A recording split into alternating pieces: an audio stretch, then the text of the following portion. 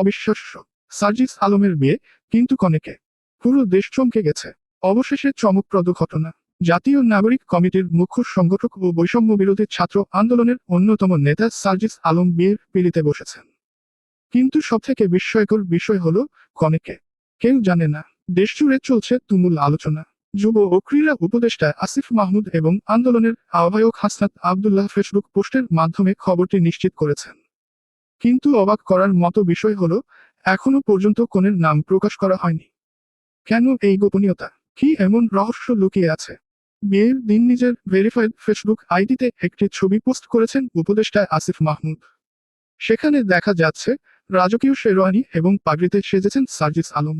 তার চারপাশে রয়েছেন উপদেষ্টা মাহফুজ আলম, তথ্য উপদেষ্টা নাহিদ ইসলাম, যুব ও ক্রীড়া উপদেষ্টা আসিফ মাহমুদ এবং আন্দোলনের আহ্বায়ক হাসনাত আবদুল্লাহ।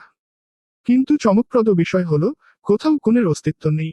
তাহলে কি এই বিয়েতে কোনো রহস্য লুকিয়ে আছে? হাসনাত আবদুল্লাহ নিজেও ফেসবুক পোস্টে লিখেছেন, অভিনন্দন বন্ধু সার্জিস।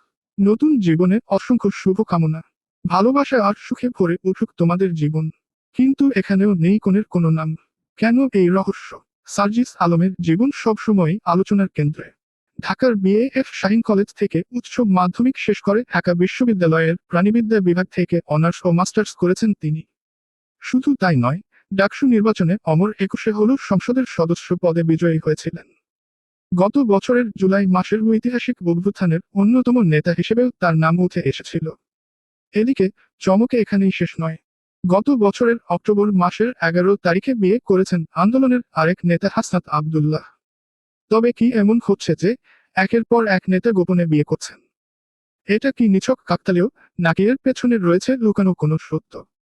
সার্জিস আলমের কনেকে কেন তার নাম প্রকাশ করা হচ্ছে না? পুরো দেশ এখন এই রহস্যের উত্তর জানার অপেক্ষায়।